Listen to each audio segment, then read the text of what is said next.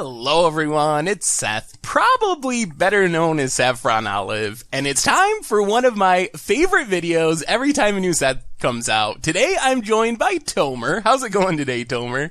I'm doing well, Seth. This is one of my favorite videos as well. I look forward to it. Yes, it is time to talk about the best commander cards from Hour of Devastation. I love this video. It's always fun. So, Tomer, before we get to the cards, any thoughts on Hour of Devastation as a whole for the commander format? How good or bad of a set is this? I would say this set is exceptionally good for Commander, just knowing how small this set is. This is not a large set, and yet it's jam-packed with amazing Commander cards. A lot of really good Commanders that are going to be leading or part of the 99, and maybe one or two staples, I will say, for just the format as a whole. So this is a really great haul, more than I would expect, and better than I would say the Kaladesh block, for example. Yeah, I agree with you. I actually feel like Hour of Devastation is better for Commander than maybe any other format. For Standard, it's kind of like middle of the road. For Modern or Legacy, I don't think there's a whole lot. But in Commander, there's so many cool cards to talk about it. So many, in fact, that we couldn't even narrow it down to top 10. I think the list you sent me is like 21 cards or something. There's a ton. So before we get to the top 10 proper, we have a bunch of honorable mentions. So let's go lightning mode. I'll just bounce these cards off you, and you can just give your quick thoughts on them. So let's start off. Honorable mention number 1, Hour of Promise. Tomer, what do you got?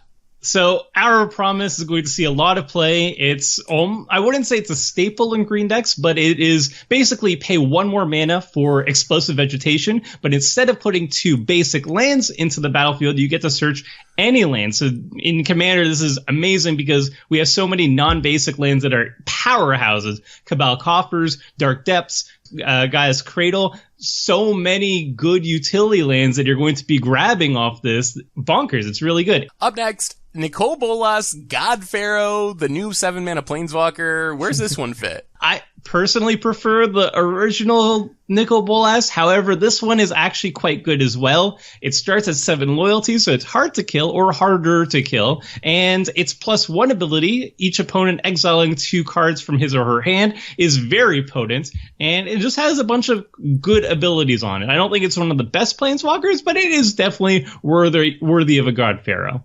I actually like the old one as well, but this one is sweet. Next up, we have Torment of Hailfire, the Punisher card. Tomer, are you going to be punishing people with this in Commander? Oh, absolutely. Usually cards that give the opponent choices on what type of punishment they want to get are not that strong, but I think Torment of Hailfire is so powerful that it's just worth it regardless. If you do X equals 5 or more, people are going to be losing some combination of 15 life or 5 cards or 5 non-land permanents. I think this is a good finisher that is almost as equal to or better than Exsanguinate in many situations. And I think you should be running both in big mono black strategies. That's high praise because Exsanguinate is pretty good. Next up, our first legendary, Razaketh the Foul-Blooded. Is this a commander? One of the 99? What do you think, Tomer? I think it's both. Honestly, lore-wise, I think they nailed it. One big complaint about Grizzlebrand was that it was a 7/7 that drew 7 cards, but it costs 8 mana. This is proper. It's an 8/8 for 8. Nice and clean. Kind of reminds me of Lord of the Pit as well, where you have to sacrifice creatures to it to get the demon's power. It's a repeatable tutor effect in a 99 singleton format. That's amazing. It only costs 2 life, and you can do it at instant speed, and you sacrifice a creature, which is usually an upside in black decks because sacrifice themes are so prevalent. And it's a giant beater. It's great if you reanimate it because then you get around its 8 mana cost. It's great as a commander. It's great as part of a sacrifice commander deck in part of the 99. All right, next group of honorable mentions, Fraying Sanity, one of the sweetest mill cards in a while. What do you think of this one? I think this is a new staple for the mill deck. You usually don't get to see many mill decks around because the archetype just doesn't translate well to multiplayer, because when you move from 60 card formats to 99 card formats, you need certain mill cards that scale with that, and a lot of them don't work. So we got Sphinx's Tutelage like a while back. Now we got Fraying Sanity. This card is a 1/2 lethal punch with Traumatize, where you mill half the person's library. This doubles the effect of all milling, so you just mill the entire person's library. It just is really, really powerful. So mill decks got a huge boost here. Next up, Hour of Devastation, the namesake card of the set. A new red sweeper? I think this sweeper is actually overlooked a lot. I haven't seen a lot of people talking about it, but I think it actually lines up very well with the other red sweepers we have available to us. The best ones that I can think of are Chain Reaction, where it deals damage equal to the number of creatures on the battlefield. Blasphemous Act, which deals 13 damage and becomes cheaper for every creature on the battlefield. We got Earthquake, we got all these things. Hour of Devastation has a certain niche, though, that it is really good at, and it's good at dealing with indestructible creatures, which is more than half of all the gods ever printed, including Theros and the Amonkhet gods. And it also deals very well with Planeswalker decks, the Super Friends deck. So if you have multiple Planeswalkers on the battlefield, it's actually quite powerful to just sweep them all off at the same time. Next up, Reason to Believe. Gonna cheat some fatties into play? Yeah, this is great. If 5 mana, cheating something out into play for 5 mana is not usually the best deal. However, the reason part is amazing. Scry 3 for just 1 mana seems pretty good all by itself. And then you just set up a beautiful Believe off of it. So I think this has potential in certain decks. I'm not sure which ones in particular, but any like Simic, big fatty type style deck is going to possibly like this quite a lot. All right, next up, Stiflebird, Nimble Obstructionist. I actually like Stifle. I do run it from time to time in my decks. I know it's not the most popular version. However, this is actually quite interesting. It's a Stifle that draws you a card for an extra 2 mana. It also is a flash flying bird wizard that comes into play at instant speed, so it's really good for a far decks. It's a cycler, so it goes very well in the cycling archetype, and it's also a creature, so you can do like kind of neat things, like for example, Phyrexian Reclamation. It's an enchantment where you can pay 2 mana to return a creature from your graveyard back to your hand, so you can have a recursive looping of a Stifle effect. So the fact that it's on a creature and it's a flash creature makes it really interesting in certain archetypes. All right, last handful of honorable mentions. Supreme Will. Impulse plus mana leak equals good card in Commander? I think so. It's very flexible. Sometimes your mana leak is not going to be very effective in a situation, and you just want to impulse. Sometimes your mana leak is very effective, and it's actually more effective than most people would give it credit for. I get a lot of people off with like Manitize and stuff like that. Supreme Will is much better than that. I think this is going to be really powerful in Spellslinger decks like Baral, Chief of Compliance, Tara, Sky Summoner, Mizzix of the Magnus.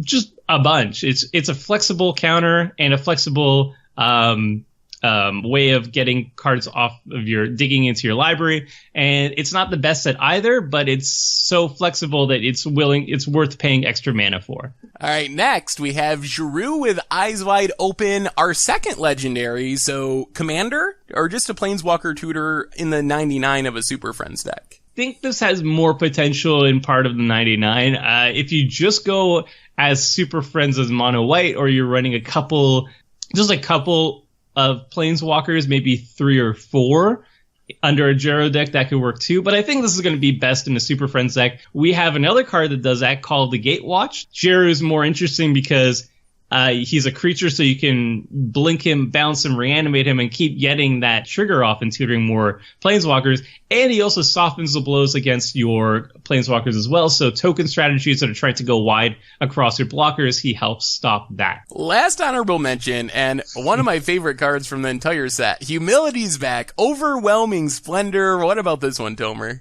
This is a great way to piss off an opponent.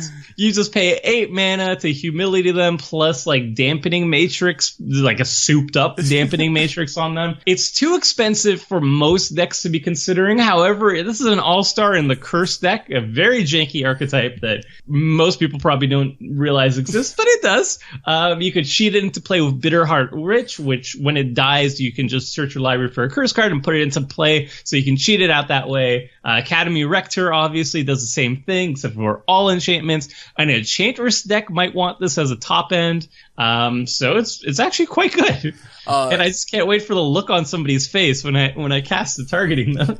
That's my favorite part of this card is it's such a great way to make an enemy because humility is symmetrical, but this you actually have to like pick one person to make into a hateful enemy at the table because when you cast this at someone, it just wrecks them so much. It reminds me of that 1-mana Black Curse we got in the Commander sets. It's like once you cast this on someone, you know they're going to be attacking you as much as possible with 1/1s, but they're going to be going after you for the rest of the game.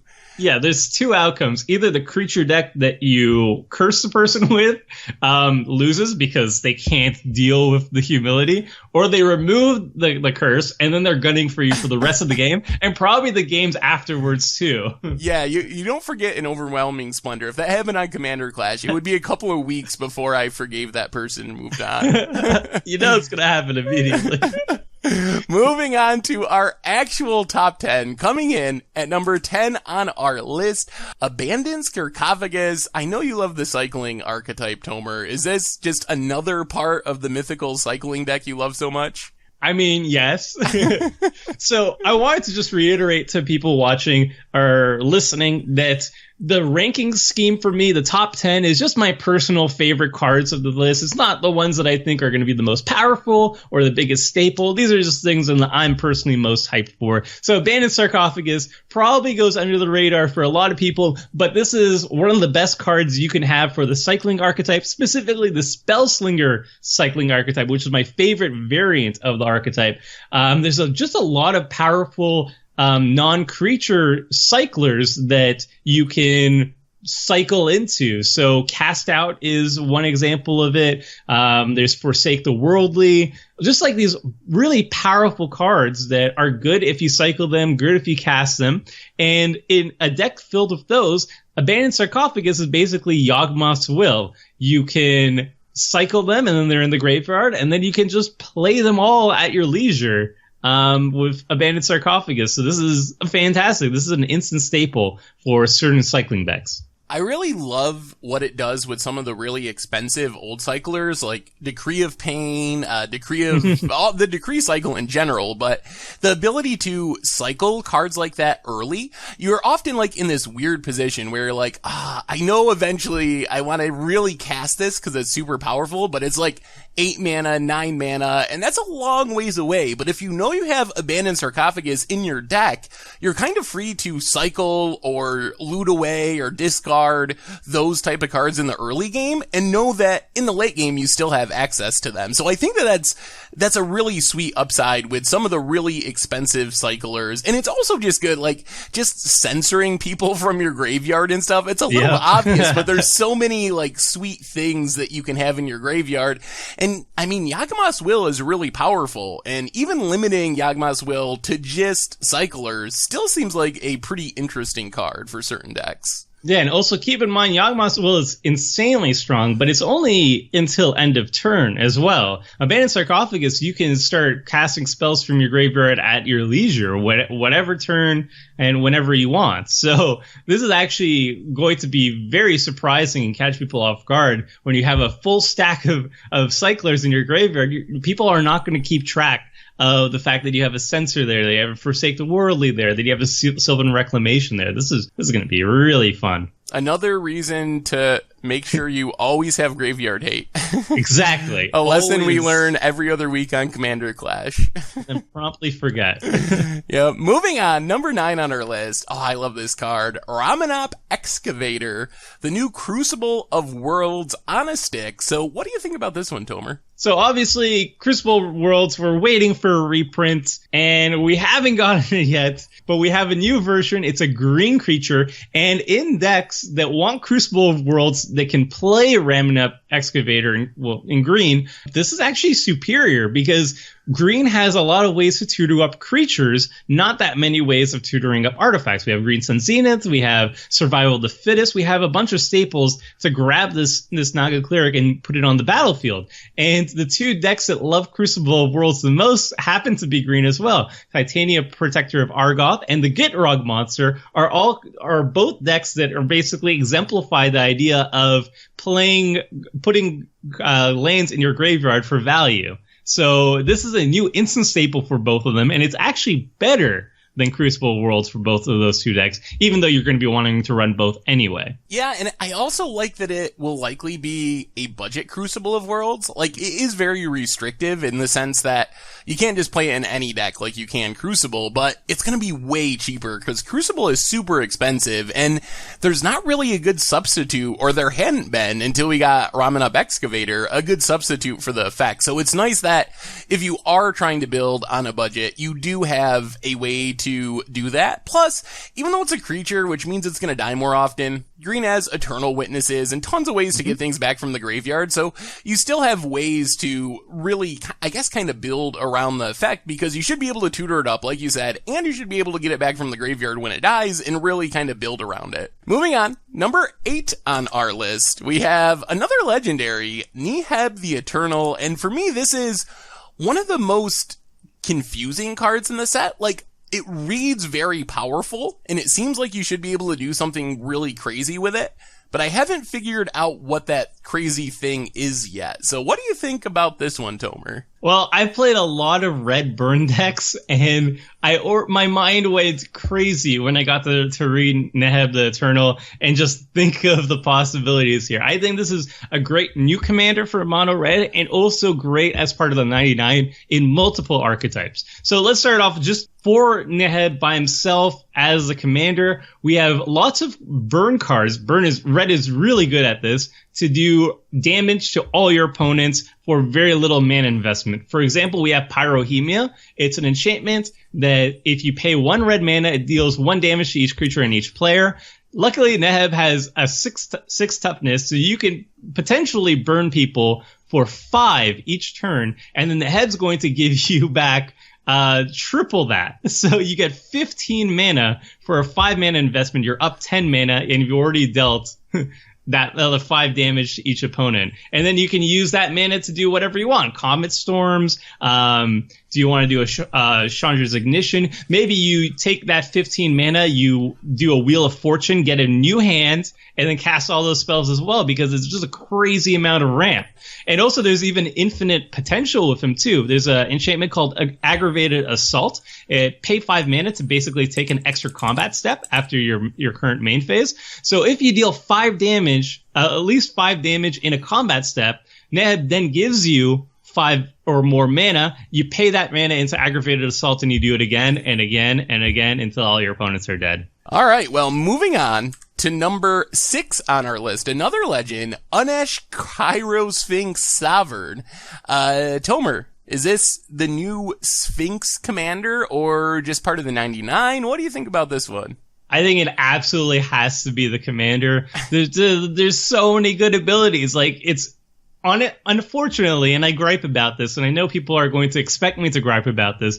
It's not in Esper colors, and typically you see Sphinxes in also white and in black. We have them from Shards of Alara block. Esper was all about Minotaurs and Shroom and whatnot, and we see them elsewhere too in Ravnica, like Asperia and stuff. But Unesh has so much goodness for the Sphinx deck that I think it's okay to forsake white and black to run this as your commander. It gives your Sphinxes, it lets your Sphinxes be cast for 2 less mana, and Sphinxes cost a lot of mana, so this is really welcomed. And each Sphinx you cast now enters the battlefield with like a mini Factor Fiction. Mini as in you just miss 1 card, which is not the worst at all.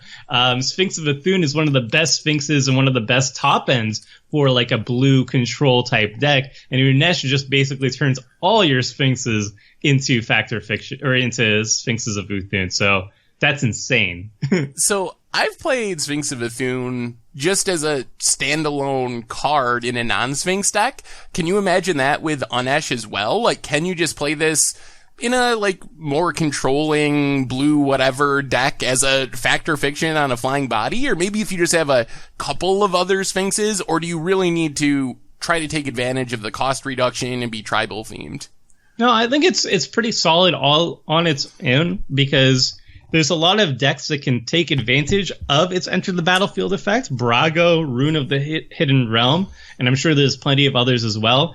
So you could run him as part of the 99, and I'm sure those same decks are going to be running Sphinx of Ithune by itself too. So I think that's going to just do just fine.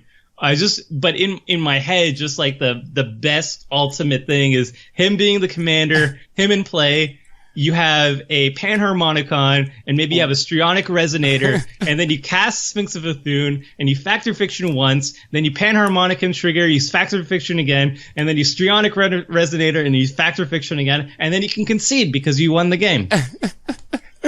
That does sound pretty awesome. And drawing cards is great. In fact, her fiction is also pretty awesome. So it seems like a super sweet card. All right, moving on to number 5 on our list, Hour of Revelation. How often is this going to cost 3 mana in Commander, Tomer? I mean, 10 or more non-land permanents seems pretty reasonable to happen very often whenever you would want to cast Hour of Revelation. I just see this as a 3 mana planar cleansing. And honestly, I run planar cleansing in a lot of my mono white decks, or in my predominantly white decks too, like multicolor or like Boros, for example. So paying 6 mana to wipe the entire board is actually quite good. And this is just a better version of planar cleansing. It costs half as much. That's insane. That's a staple in my mind. There's very few decks that I would consider not running this in. So do you think this is the new best white Wrath? Like, is it that good that it beats out traditional, like, Wrath of Gods and stuff like that? I mean, I think so. There's going to be some situations where you're going to want a specific Wrath over this one. For example, I think there's like Fell the Mighty, which kills creatures of power 3 or 4 or greater. And that's really good in like a weenie deck like Zedru or Doran. But otherwise, if you want to wipe the board and you want to get rid of artifacts, enchantments, and creatures, this is better than Austere Command, in my opinion. Yeah, I agree. I love this card. I can't wait to play it. So, moving on, we have number 5 on our list, Crested Sunmare. So, Tomer, this is a life gain card? Like, is this for life gain tribal, or do you imagine it in other decks with just, like, incidental life gain as well? Or is it horse tribal? I mean, when horse tribal becomes a thing, Crested Sunmare is going to be a staple there, but I don't think we're at that point yet. But this is like a great first step for the horse tribal, so we're going to keep that dream alive sometime. But this, I think, is going to be a staple for life gain decks, because the triggered ability at the beginning of each end step, not just your end step, if you gain life this turn, you create a 5/5 white horse creature that's going to be indestructible because Crested Sunmare is on the battlefield.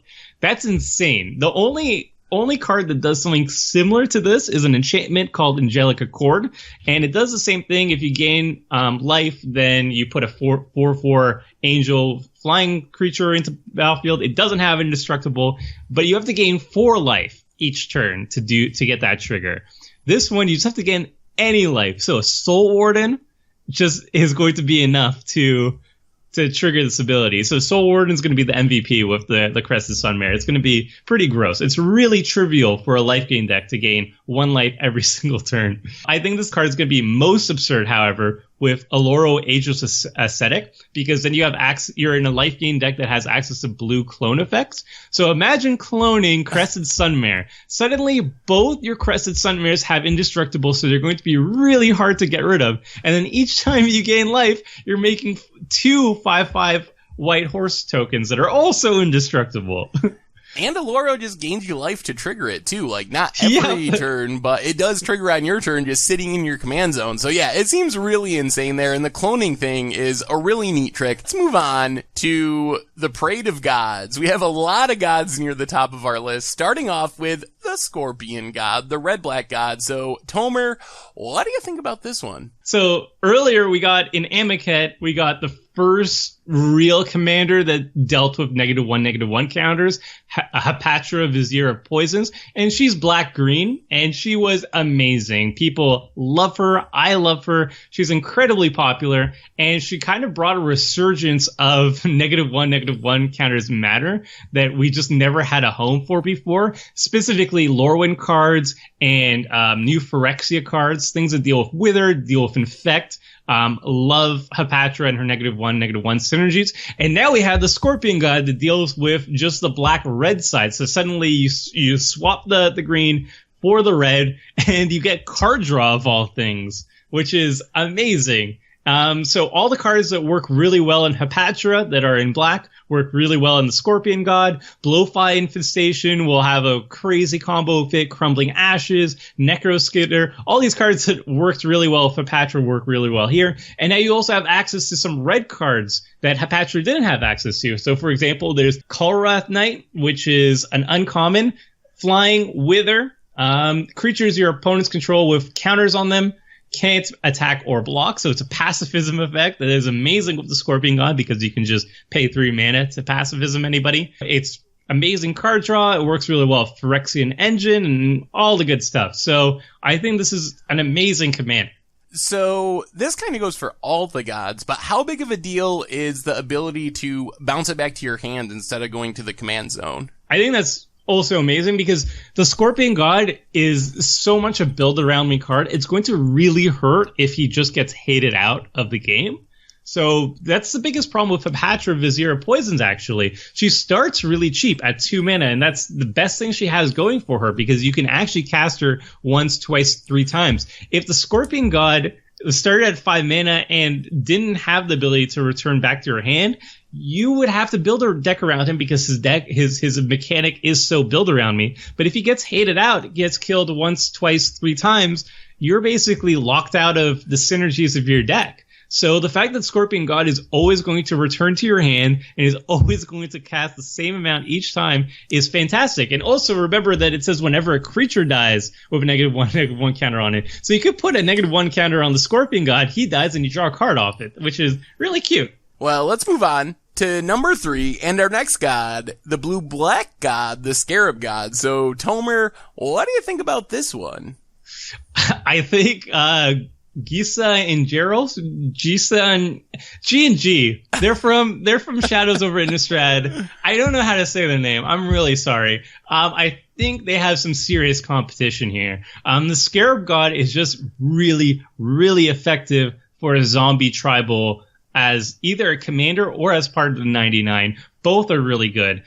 First of all, it gives you an ability to burn out your opponents or life loss your opponents out, and gives you a scry effect, which is always really nice. So you don't actually have to attack with your zombies to actually win the game. So if somebody's pillow forting you, you have an ulterior win condition there. And its reanimation ability is exceptionally powerful. You pay 4 mana to exile target creature card from a graveyard, not just your graveyard, any graveyard. And it doesn't have to be a zombie like Gisa and Geralt. And you create a token of it. So you get all its enter the battlefield abilities. Like if it's a Eternal Witness, you get to regrowth and get a card back from your graveyard. And it becomes a 4/4 black zombie creature that works really well with its triggered ability at the beginning of its upkeep. And of course, when it dies, you can just return it back to your hand and then cast it again. Its command tax is never going to go up unless it gets like exiled, for example.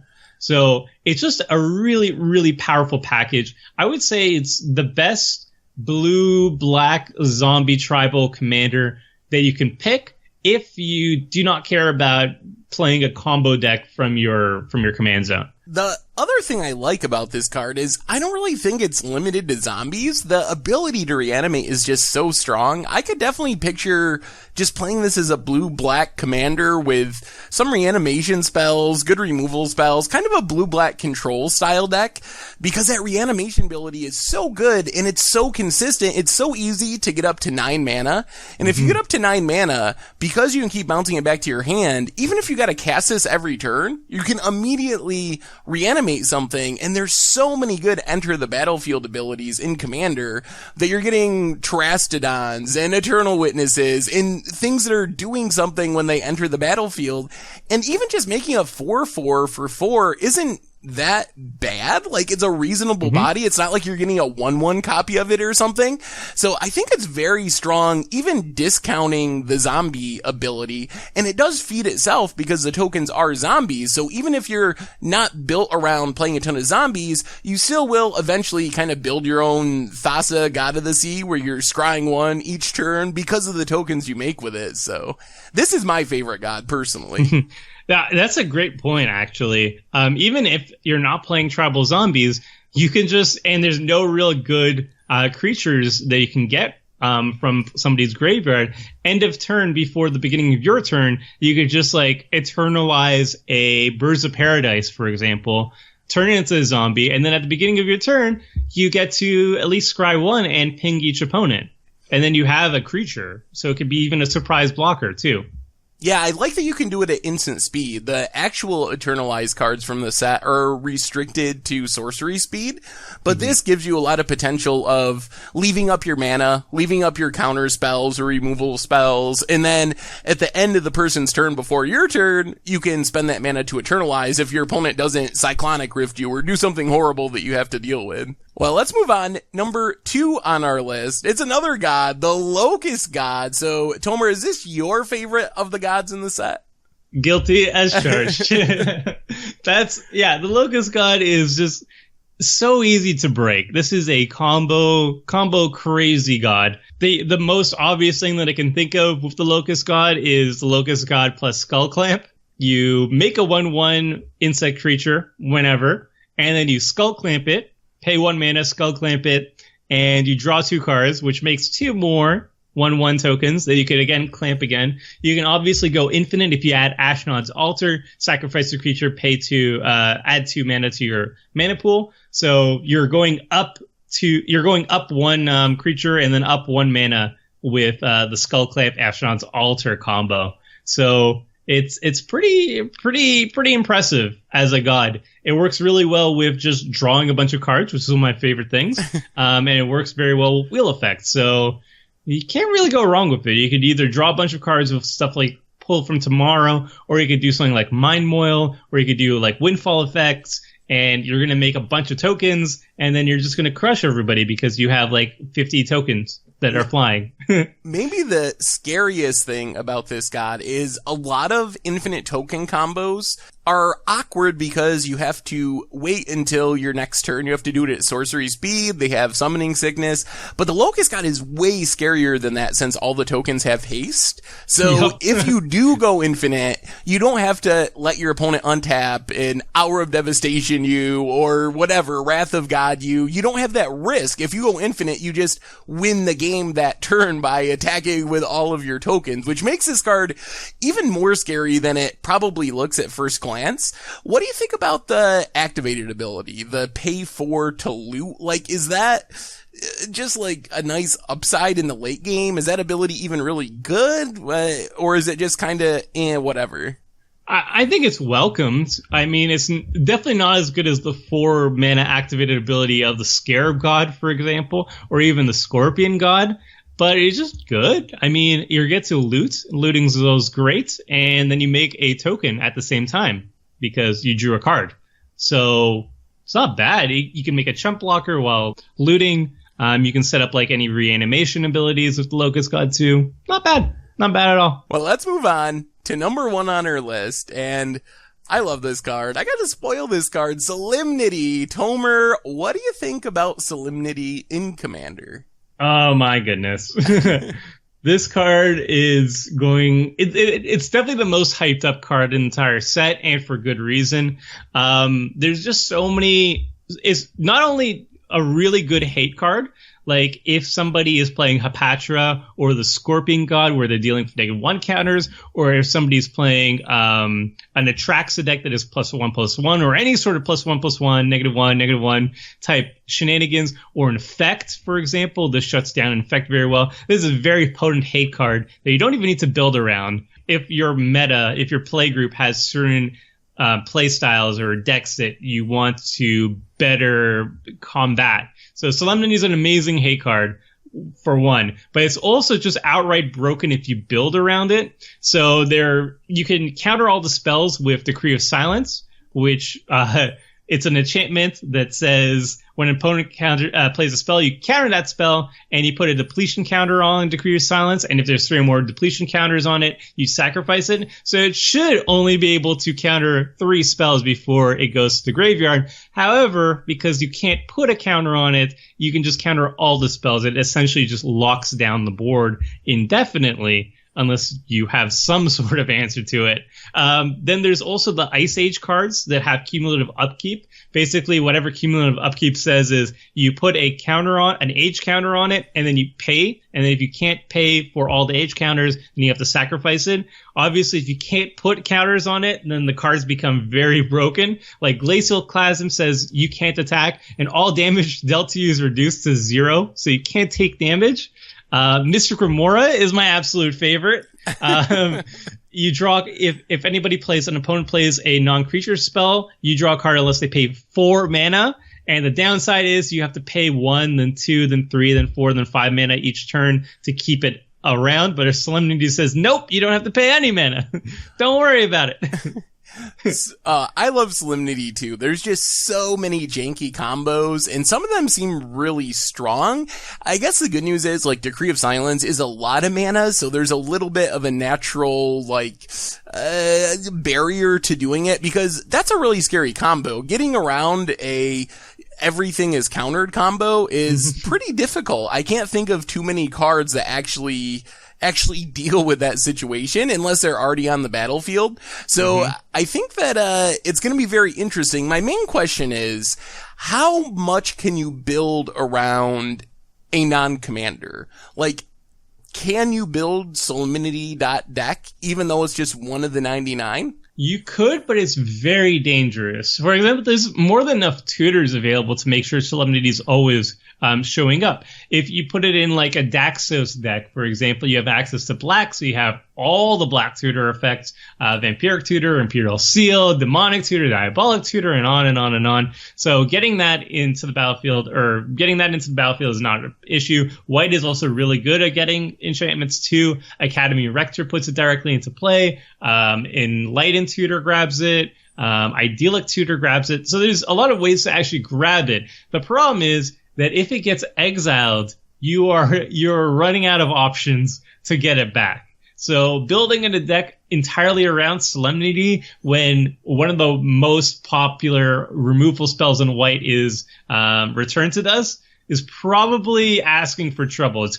going to work amazing some games, but in some games it's going to get exiled and you won't be able to return it. There's really very few cards that return it from exile that can return it from exile. So it's dangerous to build around. But if it complements a strategy that your commander is doing anyway, and it's only a piece of the puzzle and not the card that you built entirely around, then it's actually quite powerful. So use it as another piece of your deck rather than the only focus on your deck is probably the best way to play Solemnity, you think? Yeah, that's my advice. And also, if you're just in a meta where a certain style of play that Solemnity just shuts down, and then you run Solemnity as just a hate card, and it's just great. Well, I think that brings us to the end of our top commander cards from Hour of Devastation. So, Tomer, any last thoughts on the way out the door about anything? I just find it crazy that a small set has so many really good commander cards. Like, I don't know, I can't speak about the other formats. Maybe those are not as interesting, but I feel like there's a lot of cards here that were made specifically for commander and is going to show. Like, for example, Hour of Revelation, I think, was made for commander in mind. I think Hour of Promise is absolutely made for commander. So we got a lot of love and attention. Maybe that's a shift in design, where Commander's taking a front seat in terms of just regular sets too, not just the official products. But yeah. I'm happy. I mean, it really seems like this set, which, like you said, even doubly amazing because it's a small set, but it seems like it has everything that you could want for Commander. It has some unique wraths and removal spells. It has a ton of sweet legends, not just the God Cycle, which has been super hyped for Commander, but Unesh, a new demon commander, like a lot of good commanders in the set. And of course, just some weird stuff like Solemnity and stuff we've never seen before that can have a big impact on the format. So it really seems like Wizards has something for everyone in this set as far as Commander players are concerned. No matter what color you like to play, no matter what style you like to play, there's going to be something for you if you're a Commander player. Yeah, and I also reiterate, these are not all the cards I'm hyped to play. These are not all the cards I'm going to be playing soon. These are just the ones that are my top 10. And also I talked about the runners-up, but there were also cards that weren't even mentioned in those that I'm still really excited about. So if you do check out the MTG Goldfish website, my full review of all the cards are going to be there. There's going to be plenty to talk about. Yeah, I think by the time this video will have gone up, Tomer's first part of his set review would already be up, so you can check that out. And the second part will be coming soon. So make sure to check those out if you want a fuller review of Commander. But Tomer, thanks so much for taking the time to do this. I love these videos. It's always fun to talk Commander cards. Thanks for having me, Seth. This is always a pleasure. And thanks to everyone for watching. So that wraps up our top Commander cards from Hour of Devastation. Thanks again for watching, and we'll be back for Ixalan in a couple months to do it again. Thanks for watching the video. If you enjoyed it, help us out by clicking that like button down below. And to keep up on all the latest and greatest, click that subscribe button. And don't forget to hit that bell icon to get alerts whenever we have new videos. And if you want to, check out some of our other sweet videos here and here.